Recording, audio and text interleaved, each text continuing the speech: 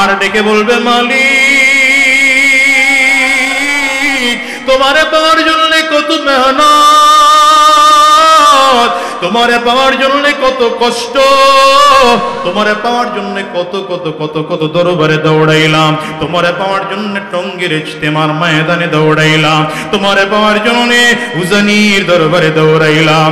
ওরে মালিক তোমারে পাওয়ার জন্য চরমনার আল্লাহর কুতুবের দরবারে 3 দিন গিয়ে পড়েছিলাম গো আল্লাহ। আয় আল্লাহ আজকে হাসরের ময়দানে দাঁড়াইলাম, ওদিকে সূর্য মাথার মুঠো উপরে দেখা যায়, মাথার মগজগুলো সূর্যের তাপে টকবক টকবক করে ফুটতেছে মনে হয়। মানুষ গুলো তাকাইয়ে দেখবে ডান দিক থেকে বাম দিক থেকে সামনের দিক থেকে পেছন দিক থেকে জাহান্নামের আগুন ঘুরিম ঘুরিম আওয়াজ দিয়ে দিয়ে সামনের দিকে আগায়। মানুষগুলো তাকাইয়া বলবে আয় আল্লাহ কোথায় জান্নাত কোথায় জাহান্নাম জানি না, মালিক তোমারে দেখতে চায়, আল্লাহ তুমি বান্দাগুলো যখন আমল করে চিল্লাবে আমার মালিক কুদরতি ফেরেশতাদেরকে ডাক দিবে, ওরে ফেরেশতারা তোরা কই, আমি আল্লাহ পাকের নূরের পর্দাগুলো একটু সরাইয়া দে। আল্লাহ পাকের অনুমতি পাইয়া যখন ফেরেশতারা নূরের পর্দাগুলো সরাইয়া দিবে বান্দা বার মালিক রে দেখবে, আল্লাহ বান্দা বার মালিক রে দেখবে এত সুন্দর, আমার মালিকের দিকে এক নজরে 70,000 বছর তাকিয়ে থাকবে, পলক পর্যন্ত ফেলবে না। জিতনে নিয়ামত হায় তো সবসে বেহতর নিয়ামতে দিদার তো। বলো তুই মালিকের পাগল হইতে চাও কি চাও না? জোরে চিল্লাও। ইন্নাল্লাযীনা ক্বালু রাব্বুনাল্লাহ ثم استقاموا تتنزل عليهم الملائكة ألا تخافوا ولا تحزنوا وأبشروا بالجنة التي كنتم توعدون.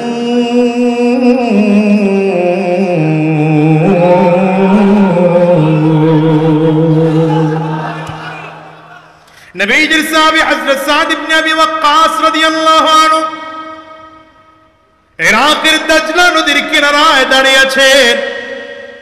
এই এলাকা পুরোটা ইসলামের ছায়াতলে চলে আসছে। সাদ ইবনে আবি ওয়াক্কাস রাদিয়াল্লাহু আনহু সাহাবায়ে কেরামদের মাঝে দাঁড়িয়ে ভাষণ দিচ্ছেন। সাহাবীরা, নবীর ইসলাম কি তোমরা দাজলা নদীর এই কিনারায় নাকবা না ওই পারেও নিবা? সাহাবায়ে কেরাম সব দাঁড়িয়ে গেলেন। পয়গম্বরের সাহাবী, আপনি আমাদের সেনাপতি, যদি আপনি বলেন ইসলাম আমরা এই পারে রাখবো না, চাইলে আমরা ও পারেও নিয়ে যাব। সৈন্যবাহিনী খুব কম, ওই দিকে তাকায় দেখে লক্ষ লক্ষ কাফিরদের সৈন্যবাহিনী। পার হবে কেমন করে? নদী পার হওয়ার মতো কোনো কায়দা কানুন পাওয়া যায় না, জাহাজ নাই, ট্রলার নাই, স্টিমার নাই, কোনো কায়দায়ও পার হওয়া যাবে না। সাদ ইবনে আবি ওয়াক্কাস রাদিয়াল্লাহু আনহু সাহাবায়ে কেরামদেরকে জিজ্ঞাসা করলেন, কি করবা বলো?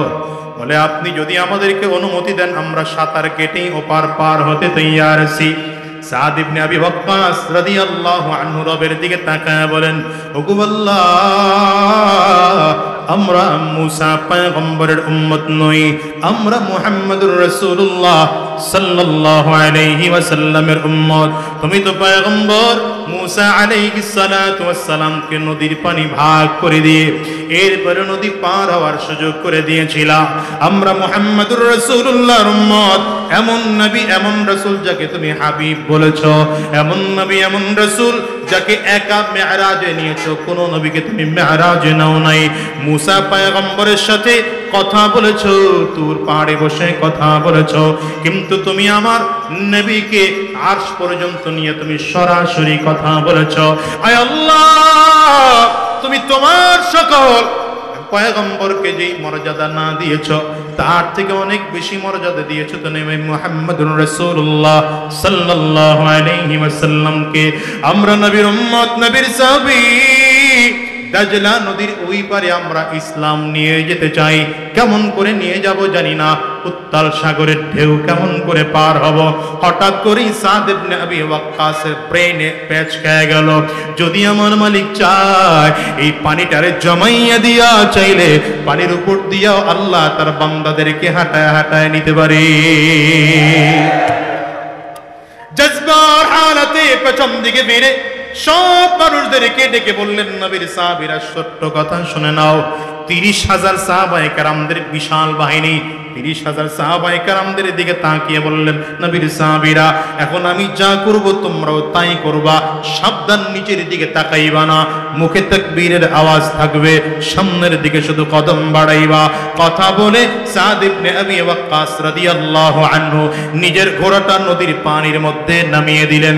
সাহাবায়ে কেরাম সাদ ইবনে আবি ওয়াক্কাসের ঘোড়া নামানো দেখা অন্যান্য সাহাবীরাও নামতে শুরু করেছেন, ঘোড়া নামতে শুরু করেছে, উট নামতে শুরু করেছে, ওদিক থেকে পায়ে হাঁটা মানুষ সাহাবায়ে কেরামরাও নামতে শুরু করেছে। আশ্চর্যের বড় ব্যাপার, ঘোড়া পানি যদিও পানির মধ্যে নেমে যায়, ঘোড়ার পানিটার মধ্যে ওই ছোট্ট কুরের মধ্যে পানি জমে না, আল্লাহ তাআলা পুরো পানিটা জমায়ে দিলেন। মরুভূমির মধ্যে ঘোড়া হাঁকাইলে যেমন যাওয়া যায়, পানির মধ্যে সাহাবায়ে কেরাম তেমন ঘোড়া হাঁকায় সামনে আগা। 30,000 সাহাবীরা একসাথে চলতেছে। কাফিররা দূর থেকে তাকায় দেখে 2 লক্ষ প্রায় কাফির, লক্ষের উপরে কাফিররা দাঁড়ানো। এরা এই আশার অবস্থা দেখে পালিয়েছে। অল্প কিছু কাফিররা ওখানে দাঁড়িয়েছিল। সাদ ইবনে আবি ওয়াক্কাস রাদিয়াল্লাহু আনহু নদী পার হয়ে ওই কাফিরদের কাছে জিজ্ঞাসা করলেন, সবাই তো চলে গেল, তোমরা কেন দাঁড়ায় আছো? বলে, আমরা দাঁড়ায় আছি, এক তো তোমাদেরকে ভয় পাইলাম, দ্বিতীয় দিকে একটা আশ্চর্য বিষয় দেখলাম, পানির মধ্যে থেকে ঘোড়া হাঁকাও, কিন্তু আমাদের কাছে মনে হয় মরুভূমির মধ্যে ঘোড়া হাঁকাইলে যেমন পায়ের ঘোড়ার বাড়িতে বাড়িতে বালু বের হয়, আমাদের কাছে মনে হলো যেন এটা পানি নয়, মরুভূমির বালু পায়ের ঘোড়ার থেকে বের হয়। বলেন, সাহায্য করেছেন কে? আরো জোরে বলো, আরো জোরে বলো কে? চিল্লা বলো কে? আওয়াজ দিয়ে আরো জোরে বলো কে? সাদ ইবনে আবি ওয়াক্কাস রাদিয়াল্লাহু আনহু নদী পার হয়ে গেলেন। নদী পার হয়ে যাওয়ার পরে কাফির মুশরিকরা পরামর্শ করে কি করা যায়, 30,000 সৈন্যবাহিনীকে বিশাল জঙ্গলের মধ্যে পাঠিয়ে দাও, ওখানে বিষাক্ত প্রাণী আছে, ভাগ ভাল্লুক আছে, বিষাক্ত প্রাণী তাদেরকে ধ্বংসন করে জমিন থেকে বিদায় করে দিবে। সাদ ইবনে আবি ওয়াক্কাস রাদিয়াল্লাহু আনহু বিশাল সৈন্যবাহিনী লইয়া বাগানের মধ্যে চলে গেলেন। চলতে চলতে চলতে চলতে রাত্রি যাপন করার জন্য সন্ধ্যার পরে যখন বাগানের কিনারায় চলে গেলেন, খুব চারিদিক খেয়াল করে দেখতেছেন, এটা সাধারণ কোনো বাগান নয়, আফ্রিকার জঙ্গল দেখা যায়। এত মারাত্মক জঙ্গল, ভয়ানক সাপ, বড় বড় বাঘ, বড় বড় হিংস্র প্রাণী তাদের দিকে হাঁ করে তাকিয়ে আসতেছে। সাহাবায়ে কেরাম বড় ভয় পায়, সব চলে আসছেন সাদ ইবনে আবি ওয়াক্কাস রাদিয়াল্লাহু আনহুর কাছে। নবীর সাহাবী, আজকে একটা রাত যদি আমরা এই বাগানের মধ্যে কাটাই, বিশাল জঙ্গলের মধ্যে কাটাইলে আমরা সকালবেলা একজন বেঁচে ফিরব না। বিশাল জঙ্গল, এটার এই মাথা ওই মাথা পর্যন্ত খুঁজে পাওয়া যায় না। সাদ ইবনে আবি ওয়াক্কাস রাদিয়াল্লাহু আনহু বললেন, আমার জন্য একটা ছোট্ট করে মঞ্চ তৈরি করো। মঞ্চ তৈরি করা হলো। সাদ ইবনে আবি ওয়াক্কাস মঞ্চের উপরে দাঁড়াইয়া সকল পুরো বাগানটার মধ্যে দাঁড়ায় ঘোষণা দিচ্ছেন, ইয়া আইয়ুহাল হাশারাত, এ বনের প্রাণীরা শুনে নাও, নাহনু আসহাবু রাসূলিল্লাহ সাল্লাল্লাহু আলাইহি ওয়াসাল্লাম, আমরা নবীর সাহাবী, সাবধান, আজকে রাত্র আমরা এখানে কাটাবো, তোমরা সাবধান, আমাদেরকে আক্রমণ করবে না। আমার এই ঘোষণা দেওয়ার পরে এক এক করে করে যত প্রাণীরা আছে জঙ্গল থেকে বের হয়ে যাও। কত সাহসী ঘোষণা। এরপরে আবার ডেকে বলছেন, শোনো, আমার ঘোষণার পরে কোন প্রাণীকে আমরা যদি বাগানের মধ্যে পাই, তাকে জমিন থেকে বিদায় করে দেব, তাকে হত্যা করব। মুফাসসিরিন মুহাদ্দিসিনগণ বলে, বর্ণনাকারীরা বলেছে, এই এক ঘোষণা দেওয়ার সাথে সাথে তাকায় দেখা গেল সাপ তাদের রাস্তা দিয়ে ধীরে ধীরে বের হইয়া বাগানের বাহিরে চলে যায়। জঙ্গলার পশু প্রাণীগুলো, বাঘগুলো বিভিন্ন রাস্তা দিয়ে বের হয়ে যায়।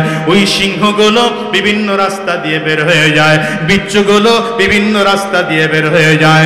এই প্রাণীরাও যেন বুঝাইতে চায় আল্লাহর নবীর সাহাবী এই জমিনের মধ্যে এসেছে, ইমানদারদের শরীরে আক্রমণ করার মতো যাররা পরিমাণ ক্ষমতা আমাদের না। আমরাও তো এই সাহাবীদেরকে অনুসরণ করি মুসলমান।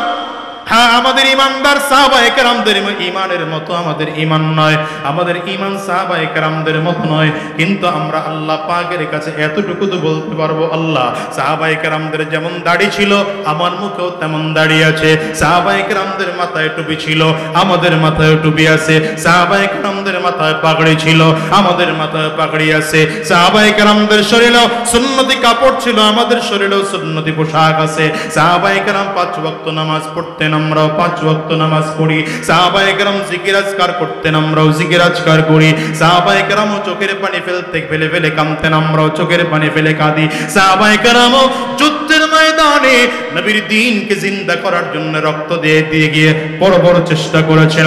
আমরাও তোমার দ্বীনকে জমিনে বাস্তবায়নের জন্য চেষ্টা করি। আমি তো মনে করি এমন চিন্তা করে যদি ময়দানে আগাইতে পারো কোন স্বৈরাচার এই মুসলমানদেরকে দাবায় রাখার শক্তি রাখে না। দেখুন ওই স্বৈরাচারের পুলিশ ছিল, পারে নাই তারা, র‍্যাব ছিল, পারে নাই তারা, আর্মি ছিল, পারে নাই, তারপরও পারে নাই। এখন যদি খালি হাতে কেউ মুসলমানের সাথে খেলা করার জন্য আসে, সাবধান করে বলে যায় জিততে পারবা না, হেরে যাইবা মুসলমানরাই জিতে যাবে। জোরে বলো ঠিক কিনা? কারণ মুসলমানেরা কার দলের? জোরে চিল্লায় বলেন কার দলের?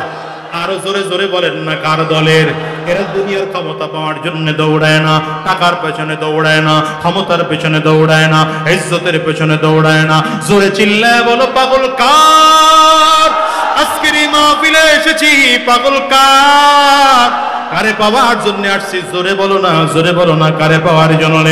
মালিক রে কি পাইতে চাও? এই পাগলগুলোই যখন কিয়ামতের ময়দানে আল্লাহর সামনে গিয়ে দাঁড়াবে আর ডেকে বলবে মালিক তোমারে পাওয়ার জন্য কত মেহনত, তোমারে পাওয়ার জন্য কত কষ্ট, তোমারে পাওয়ার জন্য কত কত কত কত দরবারে দৌড়াইলাম, তোমারে পাওয়ার জন্য টঙ্গীর ইজতেমার ময়দানে দৌড়াইলাম, তোমারে পাওয়ার জন্য উজানির দরবারে দৌড়াইলাম। ওরে মালিক তোমারে পাওয়ার জন্য চরমনের আল্লাহর কুতুবের দরবারে 3 দিন গিয়ে পড়েছিলাম গো আল্লাহ। আয় আল্লাহ আজকে হাসরের ময়দানে দাঁড়াইলাম, ওদিকে সূর্য মাথার মুঠো উপরে দেখা যায়, মাথার মগজগুলো সূর্যের তাপে টকবক টকবক করে ফুটতেছে মনে হয়। মানুষ গুলো তাকাইয়ে দেখবে ডান দিক থেকে বাম দিক থেকে সামনের দিক থেকে পেছন দিক থেকে জাহান্নামের আগুন ঘুরিম ঘুরিম আওয়াজ দিয়া দিয়া সামনের দিকে আগায়। মানুষগুলো তাকাইয়া বলবে আয় আল্লাহ কোথায় জান্নাত কোথায় জাহান্নাম জানি না, মালিক তোমারে দেখতে চায়, আল্লাহ তুমি বান্দাগুলো যখন আমল করে চিল্লাবে আমার মালিক কুদরতি ফেরেশতাদেরকে ডাক দিবে, ওরে ফেরেশতারা তোরা কই? আমি আল্লাহ পাকের নূরের পর্দাগুলো একটু সরাইয়া দে। আল্লাহ পাকের অনুমতি পাইয়া যখন ফেরেশতারা নূরের পর্দাগুলো সরাইয়া দিবে বান্দা বার মালিক রে দেখবে, আল্লাহ বান্দা বার মালিক রে দেখবে এত সুন্দর,